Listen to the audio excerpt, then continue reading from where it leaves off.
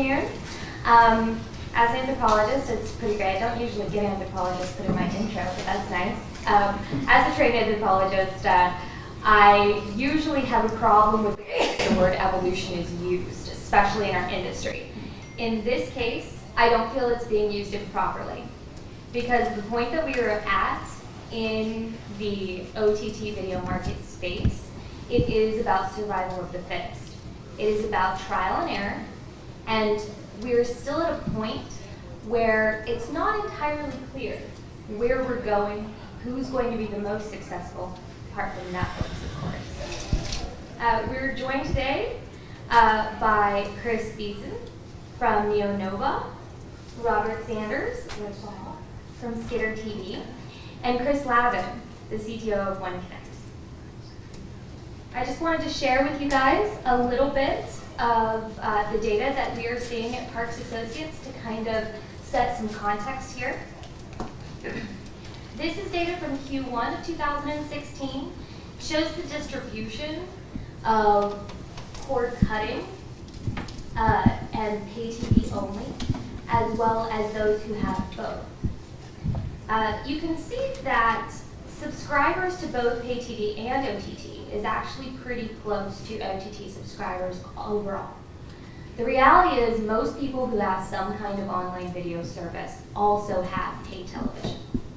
However, we have seen over the past couple of quarters that we've been tracking it that OTT subscription only is growing, and especially among millennials.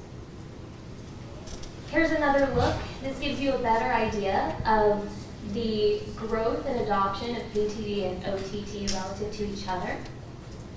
You can see that OTT and pay TV have not crossed, but they're getting significantly closer than they once were. So we will go ahead and move on. If Chris, the NeoNova Chris, would like to talk and do your little intro.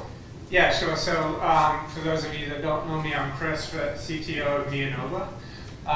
NeoNova helps small broadband carriers, much like yourselves, primarily cross-country, basically provide broadband services. So, and increasingly these days that means video as well as all of the other broadband technologies that you guys offer and support.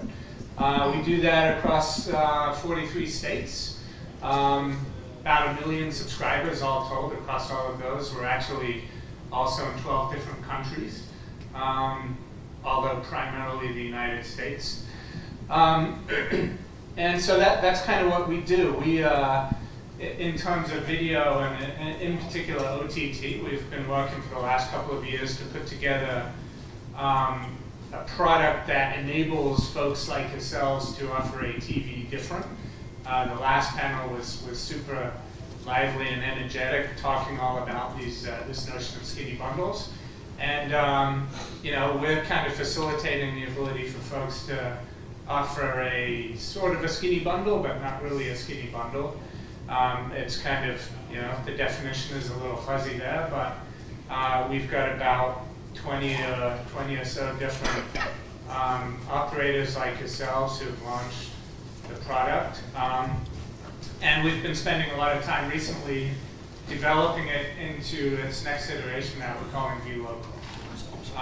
And basically it's a multi-screen platform that allows you to offer video across multiple screens on the network, essentially. So that's what we do, and I'm looking forward to the discussion. Thanks for having me here. Great. Next, let's hear from Bob from Skitter TV. Thank you. So Skitter is an interesting company. We consider ourselves a member-based company. We're not a vendor. And we started off in 2009 with the concept that TV should be on every device. In fact, that was our announcement at Telco TV in 2009. I was on a panel with Jim Funk at Telco TV talking about the fact that we'd come out with the first linear television app for the Roku box, and we did that offering off-air local TV channels. That's expanded quite a bit, and in fact in a slide or two I'll show you, we can now basically deliver that kind of signal to any kind of device, iPad, iPhones, etc. In fact, this represents the channel lineup that we have available, plus off-air TV channels. So we have a huge lineup, and I go back to the fact that we're a members-based company. You might have seen some announcements. We partnered with Iowa Network Services, now known as Arion. We built a national head end in Des Moines, which we can feed across the United States, depending on the product, over fiber or over an internet connection, depending on the product. We have two different kinds of products that you can deliver to your customers. One is traditional IPTV, and in fact, what's interesting about us is you actually make a profit at it, unlike IPTV done today. So the average Skinner member makes between 15 and 22 bucks a month per sub on IPTV. Then we have the Skinner Slice product. So if you can go back. So the Skinner Slice product is actually a limited lineup of off-air TV channels. And next slide. This gives you an idea of the footprint. These are actually our DMAs that we have across the United States. We do all content negotiations, all retrans negotiations. We handle all of that, and it all comes in under our structure. The next slide is, I was asked to do an example drawing of what a network would look like for doing OTT delivery. And if you'd like, I can describe this. You can wait till afterwards. I think our first question is going to cover it, so we'll flip back to it. That's the deal. All right. So the next Chris from ONE CONNXT. Hi, I'm Chris Lavin, CTO of ONE CONNXT. CTO of ONE CONNXT has brought the experience of a background of IPTV. I come from IPTV from first iteration. My background goes further back. I was one of you guys at one point. I had a small ISP in Florida, sold out to Mindspring, if y'all remember Mindspring, with 25,000 subs.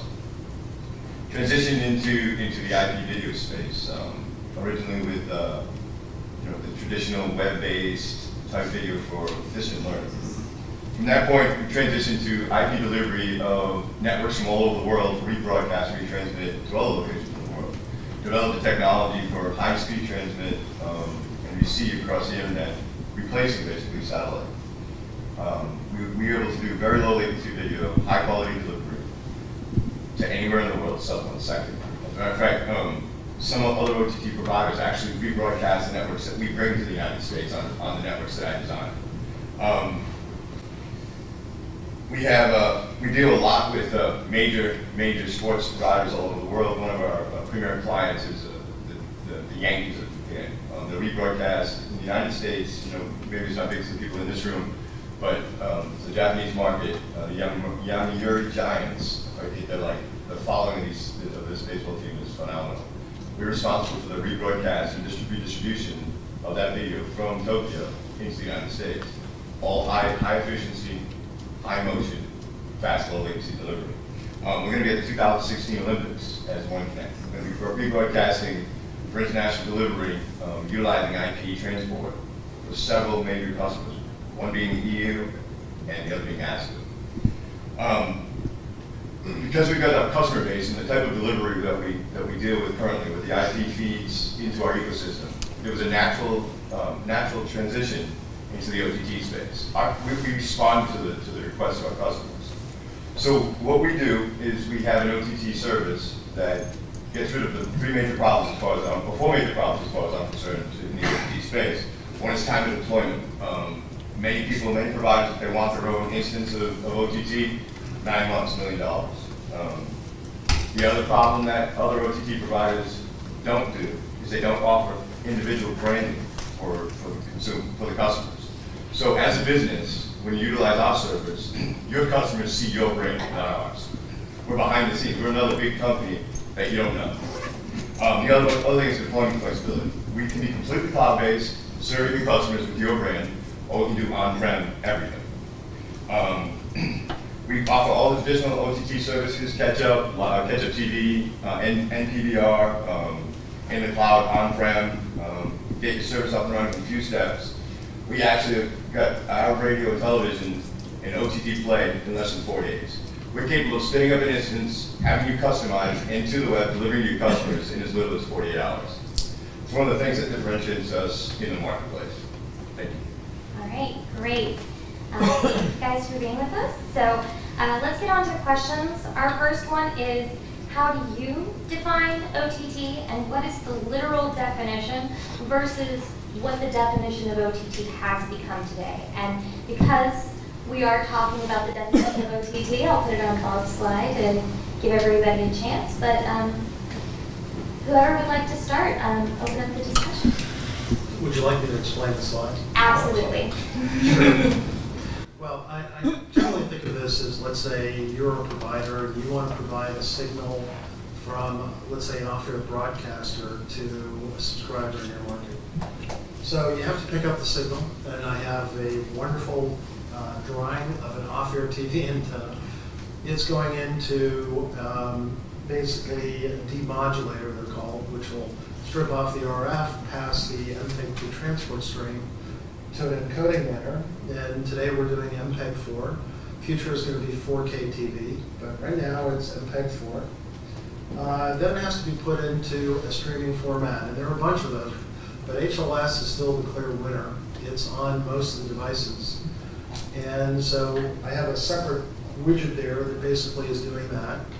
I'm going to recommend that you also need to do encryption on the content. And you want to do encryption not because you have to protect off-air TV signals. It's not actually required for off-air. The problem is session-based management and technologies like that really don't protect your network. You know, if the signal's encrypted and they get a segment of traffic and they can't watch it, they'll leave you alone. So you have to actually encrypt the signal. So then it's a matter of transport. Traditionally, this is an IP delivered. If we're doing off-air TV channels, we cannot go out to the public internet. It has to stay on your closed distribution network. All the retransmission agreements are very, very clear. They explicitly state you cannot send this to the public internet. So it's on your private network. It's going to be received on a client of some type. And if you look very carefully at retransmission agreements, they specifically say to a television set. There are other small caveats, but you have to negotiate that. For retransmission, if you talk to a TV broadcaster, they're going to ask you, if you ask them, why are you limiting it to this? Well, literally, they are licensing content from major networks, and the major networks have only licensed the rights to deliver it on a closed network to a TV set, period. So they don't actually have the ability to grant you any of the licenses. So that's kind of the high level. So Chris from NeoNova, let's get back to how are we defining OTT? How would you define it? Yeah, sure. So, my definition of OTT is over the top, right? It's content that's coming from the internet, not the managed broadband network, over your network to a subscriber. And that's happening every day, right? You see Netflix and Vudu and Hulu and the 28 other different providers that are out there, right? People are doing this. If you look at the traffic on your network, most likely it's north of 50% of the traffic is OTT traffic, is video traffic. So that's kind of my definition of OTT. In our world, in the sort of broadband operator world, it has a lot of people interpret it different ways. If you talk to a programmer, to Bob's point, you mention OTT, they're going to get really scared and say, oh no, you're sending stuff over the internet, you can't do that. So, over the top is, by definition, it's getting content over the internet. That's how I look at it. And Chris Lavin? Wow, three guys sitting here, three completely different definitions of over the top. My definition of over the top literally is over the top, right? So the first over the top experience the consumer was voice over IP, because getting away from the old POTS lines, and you got rid of that device, you're bringing voice over the top, get the over the top audio rather. Obviously, societal standards have changed, definitions slew and get skewed. Now my first thought when I think OTT is internet video. It's the bottom line. Internet video, over the top, not on the television. So, all three of you are saying very different things. Is there one thing that you guys would say you are agreeing on about the definition? I'm kind of hearing that the perception is that it's just online video. Would you guys agree with that? So I gave a segment of what people would do to carry broadband, broadcast television channels, but fundamentally it's on internet connection. In this case, it's a private internet connection because of the restriction of the content. I actually carry content from one of the companies that Chris used to work for, and each of the channels carry a different carriage requirement. So one channel says you can put it on any device anywhere on the planet, don't care. Another channel will say you can put it on any device anywhere on the planet, don't care how you get it to the customer, but just in North America, the continental United States. Then you have another channel that says you can provide it to Roku boxes, you can provide it to a set-top box, over the top, over the internet, to any customer, but you can't provide it to a computer. It has to go to a TV set. Seriously, he knows this.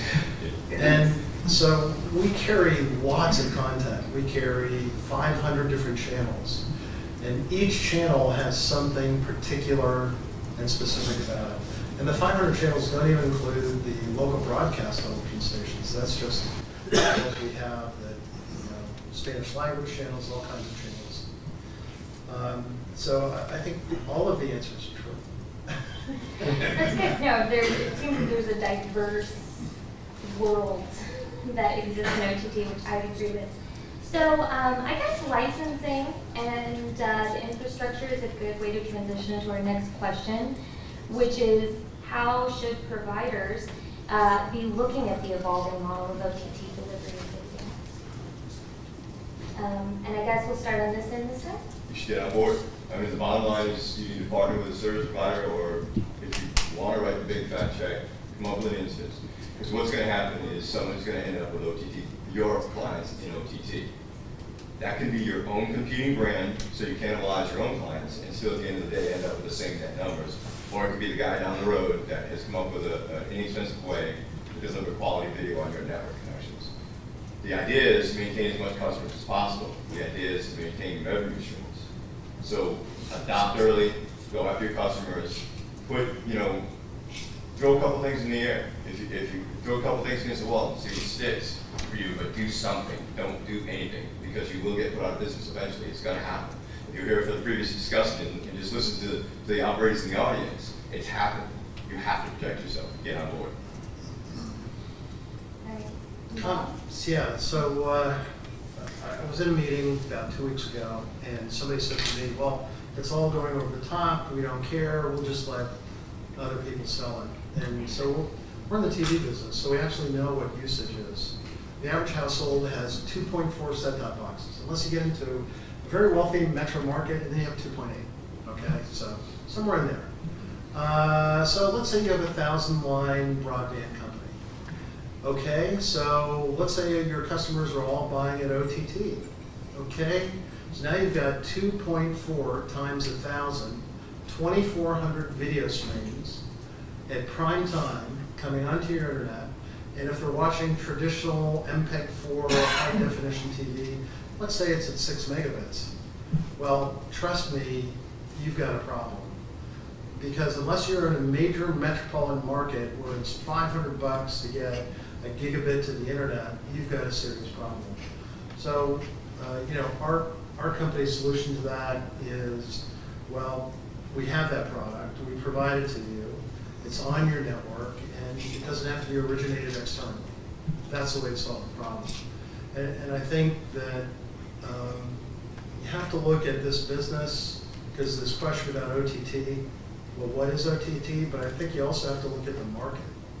There's OTT VOD, there's OTT linear television, there's skinny bundles, there's a long range of what is OTT as a product.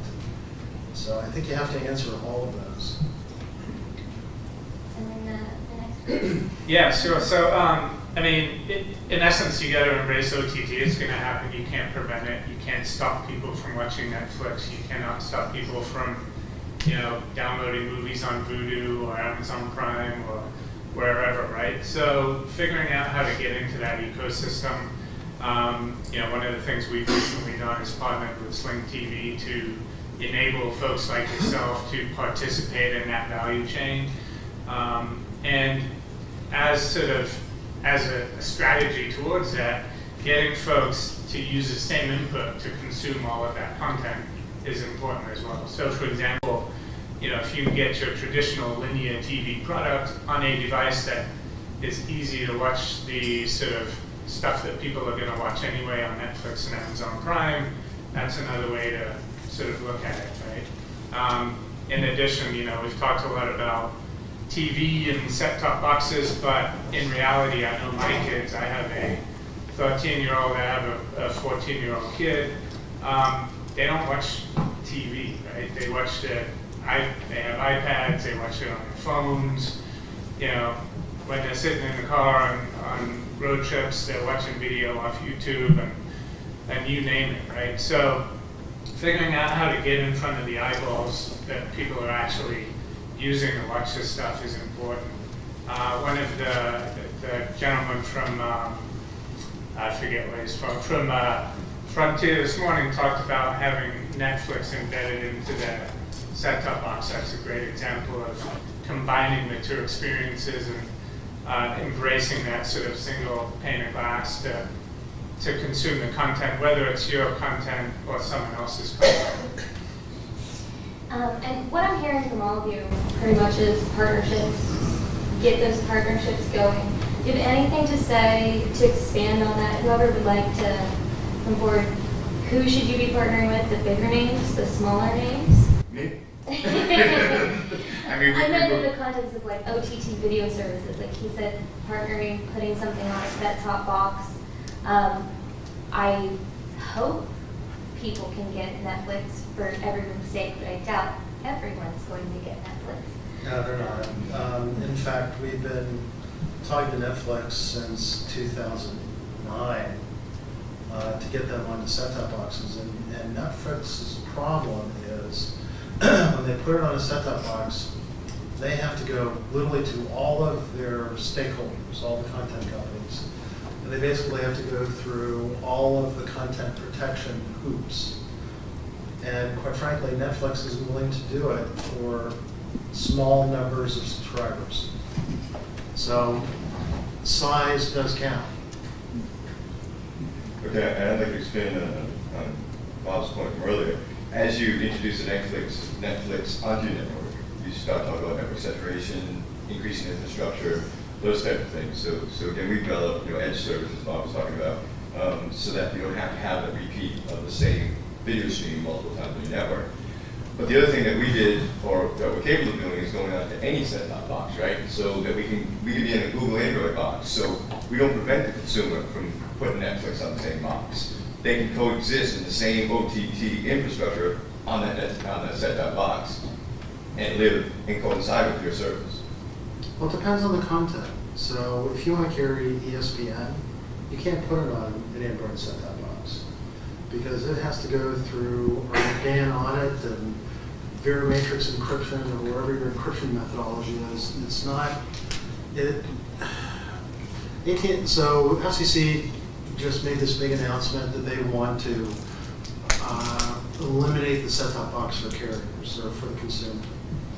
And AT&T probably wrote the best response I've heard so far to the FCC's proposed rulemaking to open up this world.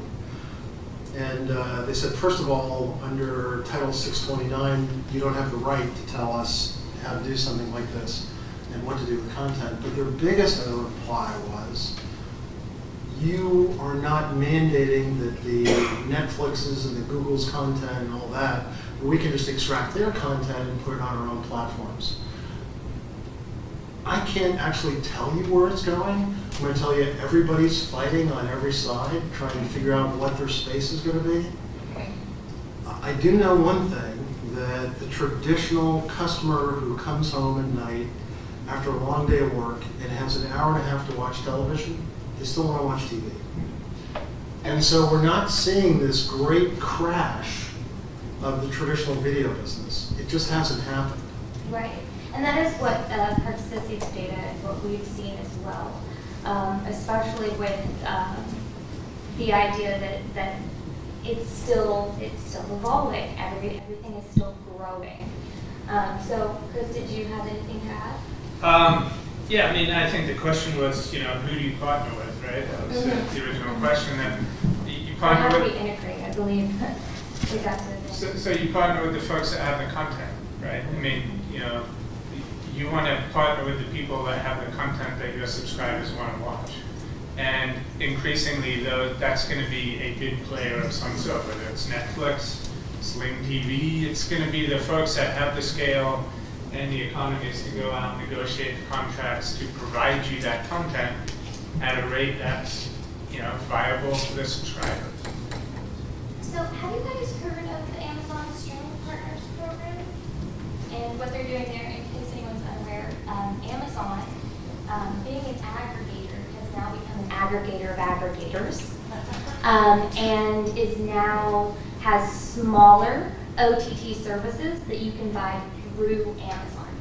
These are services that wouldn't normally even ping the radar of the majority of consumers.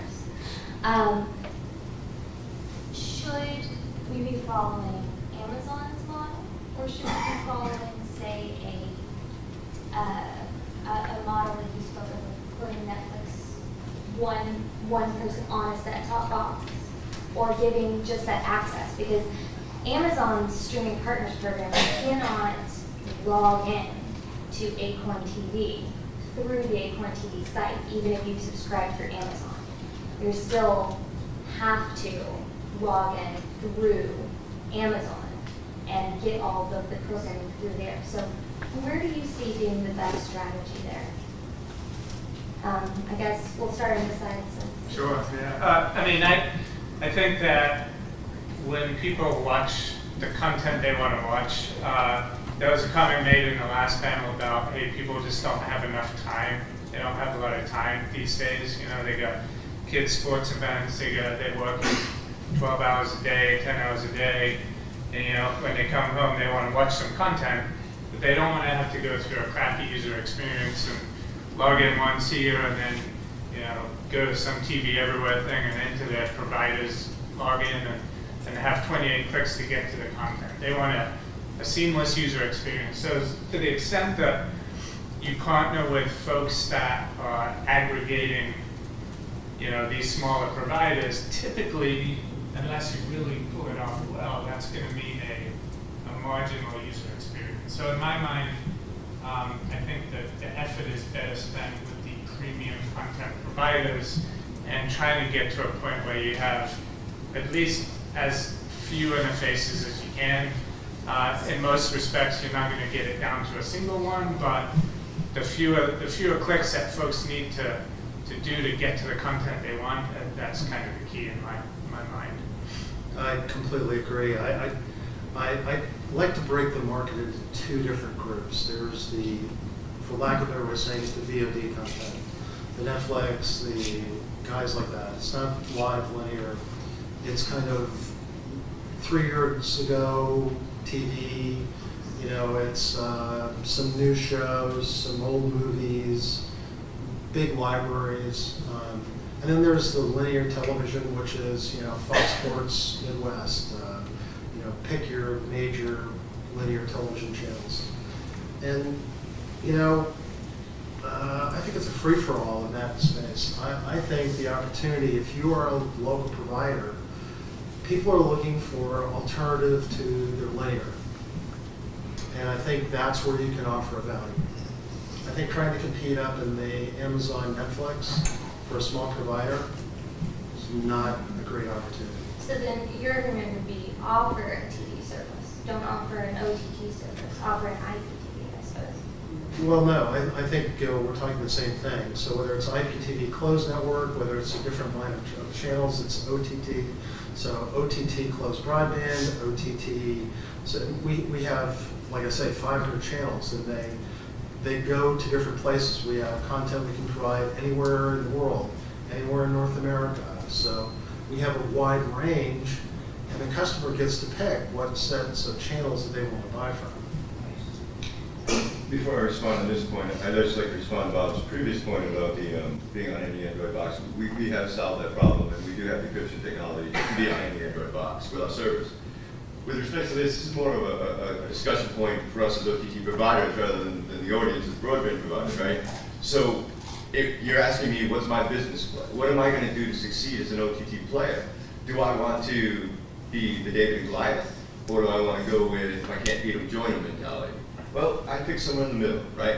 So I go out and market my OTT platforms directly and specifically, and at the same time join Amazon. Why not? I'm not cannibalizing myself. It'll give access to people that I don't have a marketing arm reaching out to. We operate internationally, so the Amazon stuff would primarily help us here in North America. But again, you know, that's my business play, not really the broadband business play. So I would say I'm really eager because I keep being asked this question as a panelist. But I'll ask you guys this question. How long until OTT takes over? Is it 5 years? Is it 10 years? Is it 20 years? When does pay TV get replaced or mostly replaced by an online alternative? And we'll start with you. You look all eager. In all fairness, it's Bob's turn, but I'll go ahead. I always go back to the mother-in-law, the father-in-law, the people that are 60 plus, right? They want to come home or sit down in front of the TV, have the traditional cable experience they're used to for the past 10 years. Point and click with the regular guide, yada, yada, yada. We've dealt with that by giving the set-top box experience very similar to the classic viewing experience. You know, to say that when it's the traditional television going away, they were saying that AM radio was going to be gone by now. But I mean, the reality, unless if I had that crystal ball, I'd be playing the lottery tomorrow. So, I mean, the reality is that diminishing, yes. And you know, in the previous discussion panel, they talked about the millennials watching the OTT plays, watching the iPads and the phones. But as their income increases and they go out and get careers that have real paying jobs, they're transitioning back to the cable and television experience. So the reality is it's going to be cyclical, but I don't know what it's going to end. I mean, if I was to give you an answer today, I'd be lying to you. All right, Bob, an extra minute. Yeah, that's no problem. Look in the middle over here. I'll add to what he just said. In fact, before this meeting started, we talked about HBO. So HBO did their over-the-top play. They sell it at $14.95 to the consumer. So we're an NCTC member. It's less than we can buy it. So they're selling it to the consumer directly for less than a cable company can buy it to resell it to a subscriber. So an interesting thing has happened. The cable companies are going, we're not selling it anymore. And the people who are buying it over the top going, it's not all that interesting. I'm not willing to pay $14.95.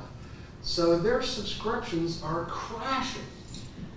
ESPN, who launched Sling TV, their subscriptions are crashing. Do not expect the content guys who have a 40% return on the investment and multi-billion-dollar business models. They're going to experiment in dribs and drabs and see what's happened. So they'll keep it very closed. They'll have all kinds of constraints, which they do on these contracts for these broadband TV offerings. And if they see those guys eating into the traditional subscription business, they're dead. Because they own the crown jewels. They're not going to give it away. They're not going to lose these monstrous empires because we think it's cool. Right. They own it. And we don't have a business without content. We are in the business of delivering content. So I just got back from INTX, so I sat down with all the major content providers, all the big houses, and they're saying the same thing that I just said. So I'm not repeating the words per se, I'm kind of wrapping them all up. Okay, so let's go to you, and then I just want to make sure that we have enough time to get some questions from the audience. So, Yeah. So, I mean, in my mind, I think TV is going to change drastically in the next 3 years for sure. And it's not being driven by the content owners, it's being driven by the consumers. I mean, look at Uber, for example. Uber now has a bigger market cap Delta Airlines, right? And that happened in what, 5 years, 4 years, maybe less. Amazon Dash, you can have a button by the toilet, and you push it, and toilet paper shows up on the doorstep the next day. Technology is going to drive, or innovation in technology is going to drive the change, and consumers are demanding that. So it's not going to be the content owners, although they like to think they have control, they don't. They're not going to control this stuff. The consumer is going to drive the change through innovation. And there's a ton of really smart people out there that are going to invent a way to deliver this content in such a way that the content guys are going to get cut out, ultimately, within the next 3 years. So I'm the only guy that's putting my... They're pirates. And I would say that there's a good point to both. From an analyst's perspective, what we are seeing is, it comes back to both of your points, which is the dollars and pennies, basically. Pay TV is still dollars, and OTT is still pennies. You're not going to show... Half penny. Half penny. Okay. But you're not going to see pay TV be abandoned until those pennies add up to be more than those dollars. That's what it comes down to. However, HBO Now, although they have lost money or you say they have lost money, I don't want to state something I can't prove up here, but it comes back to what you said as well, is that before HBO Now came on the market, there was a website called HBO Take My Money, which was basically consumers begging HBO to come out with a standalone OTT video service because they could not subscribe. Perhaps they were in Australia or somewhere where they were pirating it rather than waiting for it to come out the day after it premiered. Or they just couldn't afford to get a full pay TV package. And because of both of those things, that is why it's so up in the air about how long, if OTT is ever going to completely take over. Is both of those things are at play. The consumers are demanding it. Consumers are, in the end, the decision makers. But as long as you're still making money on pay TV, why stop? Can I think there's a different way to look at this. We're saying it's one or the other. I don't think that's actually. Well, that's what I'm saying. Yeah. So I live in Atlanta. I have choice of Comcast or satellite. So we got DirecTV because I got a great deal on my iPhone. And suddenly they have an OTT app that's spectacular. I can watch my linear channel lineup on my iPhone, and I can schedule recordings on my device at home. I can watch recordings from my device at home. I think what people really want is kind of the old story. This goes back to Enron, who originally tried to do this kind of a project, believe it or not, back in 2000. And their tagline was, I want to watch what I want to watch, what I want to watch. That's what people want. Answer that question and give them the content. So we do have this fraction in the United States. We have people who can afford it and people who can't. I think the big deal about a lot of the products that have come out, and that's what we as traditional providers want to have, is a skinny bundle to answer that 15%, maybe 20%, who want a more limited lineup of channels. I see your face. Do you have a comment on that? Yeah. No, at the risk of being argumentative, no. Oh, but that's the most fun. Well, I want to add something else. You were participating in the last one. I don't think there's a limit to the amount of channels. I think the best part about OTT is the development of new content that is specifically targeted that you can't deliver in traditional methodologies. Because if you think about traditional satellite-based television as a cable TV operator, there's only so much satellite space, and it costs a whole lot of money. And I'm a private pilot. There's 500,000 of them in the United States. Discovery came out on the Aviation Channel. Do you have Aero Cinema? I did for a while, but I watched it all. Oh, it's a new OTT service. Yeah. So the problem is they failed with their Aviation Channel because it's a very expensive media to deliver to only 500,000 people. One thing that the internet has taught us is our biggest problem was solved with the internet because now we had a new methodology to touch people who, you know, just want to buy Pokemon pens. You can reach them.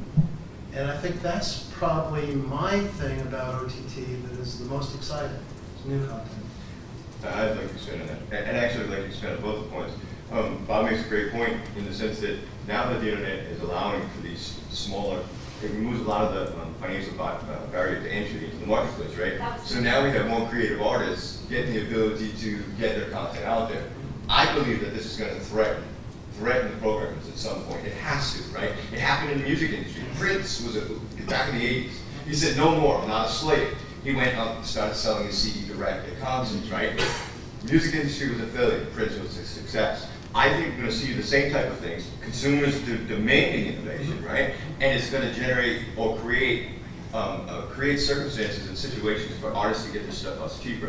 Netflix is proving it. There's some amazing, great original content on Netflix. Nobody would have thought it 10 years ago. Nobody would have thought it 5 years ago. And look at the stuff that these people are rolling out because the barriers to entry into the market have been removed. Not to mention things like internet celebrities. That's really Yes, big. It's going on right now with full screen, YouTube Red. Yep. I personally am a cord cutter. I've been really surprised, and you haven't been listening. But I became a YouTube addict after cutting the cord because it gave me a full library of news and all these other things. I think that there's a lot of truth in that. Of course, it's still from me, but did you have anything to add on that point? No, I would agree. I mean, you know, my kids, they're YouTube fanatics, right? They have their internet celebrities that follow them, and you know, You can't call them YouTube stars anymore because there's more than one service out there that offers semi-professional. But there's a ton of user-generated content out there, and it serves that long tail that Bob was talking about. It's not the mass media by any stretch, but there's a big long tail of folks that are willing to watch that content. And you know, if there's a easy way to find that, discover it, that's kind of the key in my opinion. That's one of the reasons that we integrated YouTube channels into our OTT service. Literally, you can have your own YouTube channel and integrate it as just another channel on the Guidance service because we see this as a trend in the marketplace. So let's see how much time we have. You gotta wake this guy up, I'm sorry.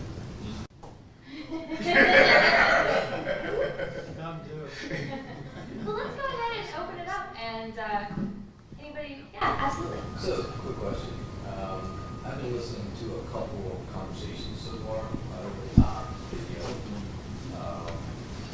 I think it sounds like what's in. I kind of look at all the pieces that play into this industry. Advertising, for example, tons of money support. To me, that's like supplementing cell phones to a customer. You're supplementing the very expensive TV stations, Super Bowl, whatever, with advertisement to kind of supplement that funding to be able to pay for that privilege to watch this thing, right? So one of the articles I just read in the over-the-top TV and industry broadband was that the advertisement dollars are slowing down in linear television, and it's growing in phenomenal amount of investments in over-the-top. Yep. And Because you can target the consumer. so I hear over and over and over again this week, and of course I've been in this industry market, but I've been hearing over and over again that the big channel, big TV linear companies, the Comcast, the Time Warners, they want to hold on to their fountain of money and their control. But you're hearing all the customers, the millennium, the college students, and everybody else are saying, I don't want this. I want what I want, when I want, where I want it, how I want it. And it isn't necessarily sitting in the living room in front of the TV with parents and grandparents watching that linear TV for an hour and a half after work, right? So the question I have on the table is, if the investments are being now distributed into this over-the-top, whatever part of that you play in, for advertisement, for marketing, for all the things that run a business, run that industry. How can we not think, like the gentleman on the far left there in his own panel, that it's not going to happen faster than what you think is going to happen? Because the millennials and the college students are the ones that are driving this thing in the first place. I'm just wondering why you think it's going to take so long. The stats aren't showing it. Yeah, and actually, yeah, I'm going to say that from a data perspective and from a researcher perspective. Okay. A high number, much higher than any other demographic, is a cord cutter OTT only. But 61% of millennials are still subscribing to both. They want the option for either linear or OTT. I hate to use the word scary, but to your point, 24% of millennials, they have only OTT, and many of them have never had pay TV. But That's a 24% fourth of of a generation. millennials still live with their parents. So you might Plus, they're growing. and actually we see that as well. Mobile users Can I have an are, opinion yeah. and address it? Yes, today, 24% of those millennials have cut the cord because they're not making $100,000 a year yet, right? So they don't have the disposable income. So they're trying to get, I mean, when I was in college, and I lived on ramen noodles sometimes. Did I want to live on ramen noodles? No, it's what I could afford, right? So when I could afford filet mignon, I started eating filet mignon. So they're cutting the cord and they're doing what they can do to still get the entertainment experience, whether it's, not as substantial as it is at home, but they're getting something, and they're getting by until they go out and have the jobs and the high But income. to your point, I grew up with Andy Marbury and Lone Ranger and all this stuff. That was the lifestyle I grew up because my parents only had a black and white TV. I get that. And I grew into the industry of getting here after work for an hour and a half and being zoned on the couch to watch what I wanted. That's the only time I got to watch linear TV because I had a plan Tuesday, Wednesday, Thursday, and Friday for the shows I wanted to see, not what I paid for. These kids, on the other hand, aren't doing that. They're not growing up the way we're growing. So from a market perspective, they're being fed the way that their lifestyle is, the way they're running this market today. And they're going to grow into and expand on, my gut tells me, what they're used to, what they want. Can I respond again? Or go ahead. No, I was just going to say, I'm finished with that. I completely agree. Me too. I have a 14-year-old son that anything I do, he does not think is cool, right? Yeah. So he's not going to grow up and say, "Oh, Dad got DirecTV. I'm By the going to way, do the same thing." You wanted 24. Right? Yeah, most likely not. Exactly. You want this. Yeah. So he's going to do what he's been used to doing and what all his friends do, and so the generations are they're gonna drive this shift, right? It's not, there's certainly some merit in your point that as you get more money, you're gonna treat yourself, right? But I'm not buying that my son is gonna treat himself to DirecTV. Okay, so you touched about 20 different segment areas. So one of those is it kind of comes down to why is content so expensive? You talked about advertising. Well, so we have these DMAs all over the country. So let's just talk about off-air TV channels. So I can go into an area near Columbia, Missouri, between Kansas City and St. Louis. And I can get those TV channels there for $3.75 a month for all the channels. And go into Des Moines and I get them for less than $8, all the channels. That's as a rebroadcaster. I go into Dallas and it's $11. Why is that? What's the big difference? It's what those channels are willing to pay for sports. That's what drives the cost of the off-air TV channels in sports. I just want to give us a chance to get some more questions. Okay, but if I could finish. Yeah, go for okay, it. thank you. Just letting you know. So you covered on a bunch of different topics. I think I'd like to ask the real big question is, because most of the people here are providers, so what is it that you want to do? I mean, I would suspect there's we've talked about all these different segments of the market and what's driving it. If I was a provider sitting out there, I'd like to know what I should do, because all this content going over the top, how do I monetize it? How do I make a buck on it? That's my question. Do you have an answer? I know what our answer is.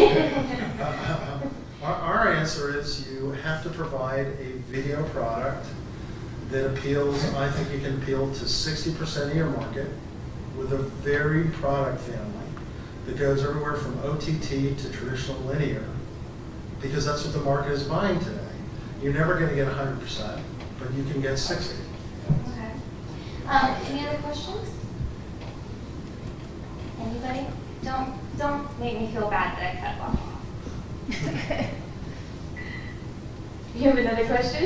I can go on and on, but I'm just saying, no one's asking, I'd rather someone else ask. But, I mean, to your point, I think there definitely is a transition going on. There's definitely going to be a hybrid for a while. It's not going to be a turn the switch on and we go from one to the other. I worked at ALU for 10 years as wider CTO. And one thing I learned from their marketing and their branding, and it's a pretty big company and they're tied into the world, is that you really got to keep a heartbeat on the ground of what the market and customers are telling you, not what you think you want to know. And it was an eye-opener to me about what the grandparents were or what going to Facebook or whatever. And that was the biggest growing market a couple of years ago was the grandmas and the grandfathers, because the grandmas were telling them to respond to their grandkids. Nothing you planned for, it's just what the market did and you had to adapt accordingly. And I think what I'm seeing in this industry is that there are some changes, some heavy-duty investment changes that are happening, and it's all about the money at the end of the day and value for that money. I'm just throwing it out on the wall that if we're not. So all three companies up here have a solution that is a service-oriented solution. Yeah? Yeah. Because our experience, and we've been in this business for a long time, that going out and buying hardware and trying to do this yourself is a national failure. We talk to companies who have 60,000 video providers who are losing money on free video. So we deal with independent telephone companies. Yeah. My kind of question is, I know that both Skitter and NeoNova have this managed broadband, and one thing you may have as well, I'm not as familiar with your solution, your portfolio, the managed broadband of local channels, skinny bundle of local content. Can you guys share, how is that going? What's penetration rates? How customers reacting to that? It's all over the place. I hear a lot about that product. It has a lot of attention and it has a lot of interest, but I don't hear a lot about how is it actually performing in the market to the extent you can share. What are you seeing with your customers? I can give you some quick data points. Kurt Bruntley, many of you guys may know him up in Vermont. He launched he launched that product a couple of years ago. He's up to well over 1,000 customers. For his size, that's roughly 10% penetration. He's seeing folks come in from Comcast. He's seeing Dish. He's seeing DirecTV. He's seeing a lot of folks that they just don't want to pay the 80 to 100 bucks a month for the 200 channels of which they watch 10. So, they use it somewhat as a save, but by and large, they're not spending a ton of money marketing it. They're doing simple Facebook advertising, and they're killing it on that product.